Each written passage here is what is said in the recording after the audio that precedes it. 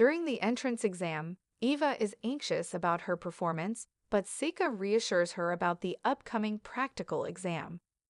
In the practical, the examiner outlines the task of hitting targets corresponding to different elements.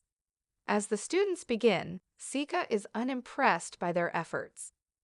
When it's Eva's turn, she casts an advanced flame spell without an incantation, surprising everyone by damaging the flame-resistant target. She then successfully destroys another target with a wind spell, apologizing for the excessive damage but secretly pleased to surprise Sika with her progress, which moves him to tears. When Sika is called for his turn, despite the skepticism due to his lack of mana, he surprises everyone by casting a fireball that emits an unusual blue flame, stunning the onlookers. Sika advanced to the earth target, employing his spiritual arts to transform the granite into a crystal. The examiner, bewildered and panicked, wondered what spell Sika had used. Without hesitation, Sika proceeded to the water target. Using one of his talismans, he performed his frozen arts, turning water into a glacier. The spectators were left in shock, and Sika pondered if he had gone too far. After the exam, the examiners were in disbelief, especially since Eva was known to have weak magic, and Sika was supposed to have no mana. They discussed the exceptional performances, noting that Amu had excelled by completely destroying all 6 targets. They speculated that she might be the hero foretold to appear when the Demon King revives. A few days later, the exam results were posted, and Eva worried about failing. Sika discovered he had placed 3rd and wondered who had outperformed him. It turned out Eva was in 2nd place, which Sika found hard to believe. They saw that Amu had secured 1st place, impressing Eva. Soon after, they received their acceptance letters and headed to the academy for the welcome ceremony. Eva was concerned they wouldn't be together due to being in separate dorms, but Sika reassured her. He then got a strange feeling and asked Ifa if she could see any spirits. Ifa revealed the presence of numerous dark spirits, prompting Sika to investigate. They discovered a large magic circle, but decided to leave it alone, suspecting it might belong to the academy. However, Sika left some of his talismans. At the student feast, Sika couldn't resist grabbing some food. Amu began her commencement speech as the student representative, but Sika sensed the magic circle activating. Suddenly, the doors were blown open and lesser demons appeared, causing students to panic and flee. Some students stayed to fight, but Sika noticed their weakness. When a demon approached, Sika prepared to intervene, but Ifa stepped in and almost took a hit. She used her wind lance on the demon and engaged it in battle. Sika sensed something was amiss and used his talismans to survey the grounds, locating the caster by the circle. He warned Ifa to stay safe and disappeared, leaving a talisman behind. Sika approached the demon in the forest, attempting to communicate, but the demon mocked him for the challenge. The demon summoned more lesser demons to attack, but Sika swiftly crushed 2 of them and captured the 3rd. The demon, impressed, introduced himself as Gallius, the metal demon. Sika attacked using his talisman, but Gallius destroyed it effortlessly. Surprised that the demon could see his invisible talismans, Sika tried again with more, but they were also blocked. Gallius shot out a blade which Sika easily dodged, but it reappeared suddenly, revealing that the demon could teleport his blades. Gallius also unleashed fire attacks, and as Sika jumped to dodge, the demon appeared behind him, cutting him and severing one of his arms. Recalling that the demons were searching for something, Sika asked what Gallius was after. The demon revealed he was looking for the hero.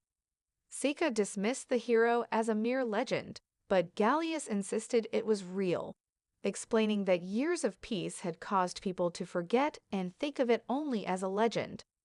He revealed he had received an oracle 12 years ago and believed Amu to be the hero. Gallius continued his assault with his blades, eventually impaling Sika.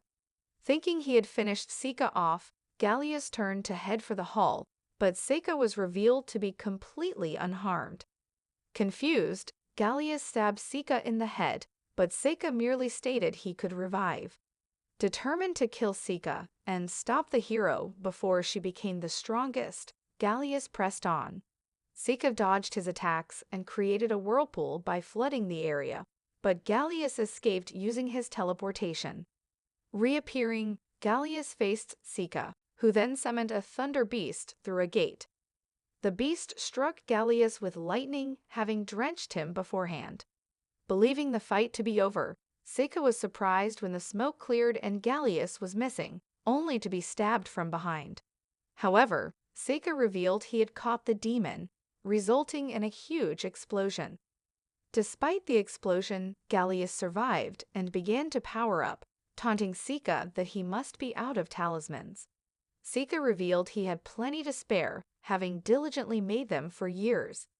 Deciding to end the battle, Seika summoned one of his strongest servants, a dragon serpent, through a gate.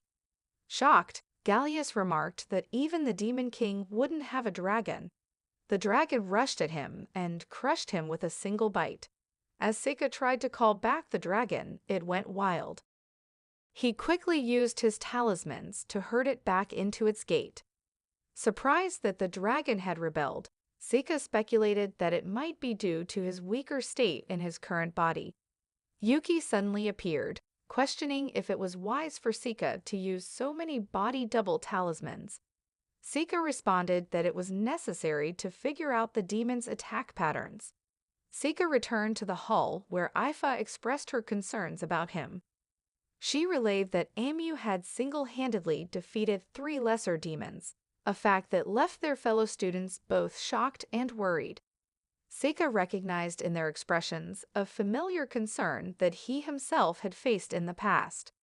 Determined to prevent Amu from experiencing the same, he resolved to make her the strongest so he could eventually relax and enjoy his life.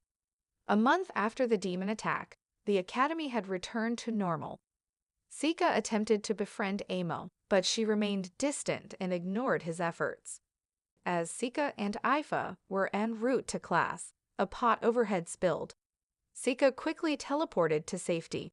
Professor Cordell, responsible for the mishap, apologized, explaining that he had been transporting a mix of monster blood and minerals for his research, but lost control of it due to his magic. He apologized again before leaving. In class, the professor announced the upcoming founding anniversary and the need for the top students, Amu and Ifa, to participate in a ritual involving taking the new student roster to a forest temple for blessings. Concerned about potential dangers, Seika inquired about the consequences if a student declined. Learning he was next in line, he persuaded Ifa to step down, arguing that such an important task shouldn't be assigned to a slave. This statement shocked the class. Later, Seika apologized to Ifa, explaining he wanted to divert negative attention from Amu, who was facing resentment for her prowess against the demons. Ifa, feeling a mix of jealousy and admiration, questioned Seika's intentions towards Amu, to which he replied he only aimed to befriend her due to her strength. Days later, Seika, now tasked with the ritual, ventured into the forest with Amu. She was wary of his intentions, suspecting romantic interest despite his association with Ifa. Seika clarified it was all a misunderstanding. During their journey, they were startled by a sudden pain in Amu's head and the appearance of a mysterious magic circle, which transported them into a dungeon. They confronted 3 lizardmen, which Amu swiftly defeated with a fireball spell. An ogre then emerged, and Seika quickly dispatched it with a wood pillar spell, downplaying his abilities as typical of nobility. As they navigated the dungeon, Seika illuminated their path with his talismans, placing them on the ceiling to create a trail. Yuki, curious about his actions, asked what he was doing. Seika explained that the talismans would help his Shikigami on the surface locate and rescue them from the dungeon. Suddenly, Yuki spotted more monsters approaching. Amu rushed to confront them but was overwhelmed by a painful headache and lost consciousness during the fight. Sika intervened, using his wooden stakes to impale many of the monsters, but their numbers were too great. With Amu incapacitated, he summoned a giant centipede which successfully eliminated the remaining monsters. When Amu regained consciousness, she was startled to find all the monsters defeated. Her headache returned, but Sika quickly erected a barrier that alleviated her pain. He informed her that his barrier could block curses and inquired about the onset of her headaches. Amu revealed they began after she enrolled at the academy, though she hadn't considered a curse since there were no visible marks. Amu, concerned about the implications, wondered if she would need to remain within the barrier indefinitely. Sika crafted a substitute from a strand of her hair, allowing them some respite to bond and discuss personal matters. Amu questioned Sika about his relationship with Ifa, mistakenly calling her Etha, and expressed her surprise when Sika referred to Ifa as family despite her status as a slave. Sika shared his feelings of being an outsider and how Ifa was the only one who treated him normally. The conversation shifted to Amu's family, a sensitive topic, so Sika redirected the discussion to her interests. Amu confessed her love for fighting, an interest stemming from childhood despite societal fears of injury or death. She recounted being the sole survivor of a party wipeout and her hopes that becoming the strongest at the academy might make fighting mundane enough to feel normal. However, her recent battles with demons had only fueled her excitement, leading her to worry about her own nature. Sika reassured her that her feelings were not abnormal, and she thanked him for his understanding. Eventually, they found the dungeon's exit and proceeded to the final boss room, where they encountered a gigantic Naga monster. The Naga attacked with acid, but Amu distracted it with her whip while Sika summoned a metal spear to immobilize it. Amu then unleashed a fireball, setting off a chain reaction that resulted in a massive explosion. Alma seized the opportunity and delivered a fatal blow to its head, effectively ending the fight. Overcome with relief and exhilaration, Alma and Sika celebrated their victory over the dungeon boss. They proceeded to the treasure chamber, uncovering a mithril sword which Sika graciously handed to Alma, while Sika himself acquired a magical ring. They successfully escaped and briefed the professor, who was unaware of the dungeon beneath the temple. With the magic circle destroyed, the identity of the perpetrator remained a mystery. Later, Sika confronted Professor Cordell, suspecting his involvement after enduring an attack and a wrongful confinement in the dungeon.